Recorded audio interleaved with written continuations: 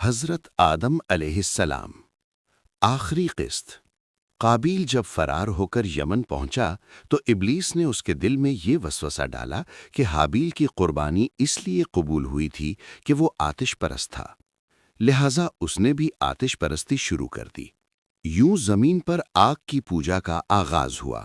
حضرت آدم قابیل سے حابیل کے خون کا قصاص لینا چاہتے تھے۔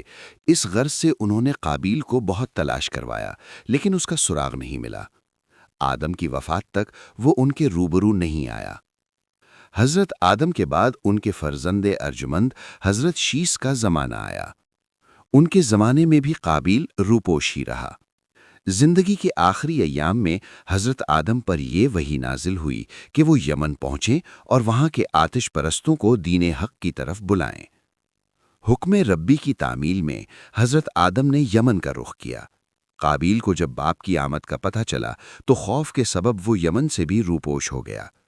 جب آپ یمن میں فرض رسالت ادا کر رہے تھے تو اولاد قابیل نے آپ سے معجزہ طلب کیا۔ آپ نے سنگ خارا سے پانی جاری کیا۔ دوسرا معجزہ آپ نے یہ دکھایا کہ ایک درخت جو دور تھا آپ کے بلانے پر قریب چلا آیا۔ پھر حضرت آدم نے کچھ کنکریاں مٹھی میں دبائیں اور ان کنکریوں نے گواہی دی کہ آدم خدا کے رسول ہیں۔ نبوت آدم کی یہ کھلی نشانیاں دیکھ کر بھی آل قابیل کو ایمان نصیب نہ ہوا۔ وہ اپنی آتش پرستی پر ڈٹے رہے۔ اپنا فرض پورا کرنے کے بعد حضرت آدم وہاں سے واپس چلے آئے۔ ان کے جانے کے بعد قابیل یمن واپس لوٹ آیا۔ قابیل کے انجام کے متعلق روایت ہے کہ آخر عمر میں اس کا رنگ تاریک رات کی طرح سیاہ ہو گیا تھا۔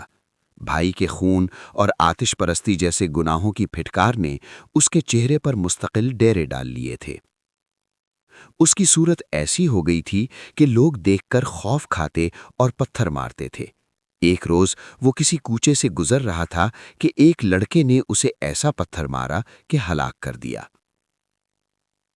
حضرت آدم کے زمانے میں جو علوم ظاہر ہوئے وہ علم طب، علم الحساب اور علم موسیقی تھے۔ اہم پیشے زراعت اور نوربانی تھے۔ آدم کی اولاد بعض روایات میں 120 اور بعض میں 6 تھیں۔ ان میں نصف لڑکے اور نصف لڑکیاں تھیں۔ اس اولاد میں حضرت شیت علیہ السلام کی پیدائش حابیل کے قتل کے 5 سال بعد ہوئی۔ اس کے 130 سال بعد حبوط پیدا ہوئے۔ حضرت آدم کے وصال کے وقت ان کی نسل سے موجود زندہ افراد کی تعداد قریباً 40,000 تھی۔ حضرت آدم کی وفات کا وقت قریب آیا تو آپ کے تمام بیٹے سوائے حابیل کے زندہ تھے۔ روایت ہے کہ تمام بیٹوں نے اپنے باپ کے پاس آ کر عرض کی کہ ہم کچھ اثاثہ چاہتے ہیں تاکہ اس کے ذریعے اپنا روزگار استوار کریں۔ حضرت آدم نے دعا کی اور آسمانوں سے جبرائیل کچھ سونا اور چاندی لے کر اترے۔ اولاد آدم نے ان چیزوں کو ناکافی جانا۔ تب حضرت آدم نے فرمایا، زمین کا سینہ ایسی دھاتوں سے بھرا ہوا ہے، ان گنت خدا نے یہاں دفن ہیں، جاؤ اور اپنی اپنی طبیعت کے مطابق اپنا رزق تلاش کرو۔ جب آپ کی طبیعت زیادہ خراب ہوئی تو اپنی اولاد سے فرمایا، قریب ہے کہ میں دنیا سے کوچ کر جاؤں، میرا قائم مقام میرا بیٹا شیت ہوگا، تم سب اس کی فرما برداری کرنا۔ سب نے اقرار کیا کہ وہ شیت کو اپنا سربراہ تسلیم کریں گے اور اس کی ہدایت پر عمل کریں گے۔ تب حضرت آدم نے ایک مطمئن اور گہری سانس لی اور لواحقین سے کہا کہ مجھے تنہا چھوڑ دیا جائے۔ اس کے بعد آپ خدا کی یاد میں مشغول ہو گئے۔ اسی حالت میں آپ کی روح کفس انصری سے پرواز کر گئی۔ حضرت آدم کی تدفین کے لیے جبرائیل بہشت سے کفن لے کر آئے۔ آپ نے ابو البشر حضرت آدم کی نماز جنازہ پڑھائی۔ اس میں آپ کی شریک حیات حوا اور تمام بیٹیاں بھی شریک تھیں۔ تدفین کے بعد 2 برس تک آل آدم تربت آدم پر موجود رہی۔ بعد ازاں سب اپنے اپنے علاقوں کو روانہ ہو گئے۔ آدم و حوا کی تدفین کوہ سراندیب پر ہوئی تھی۔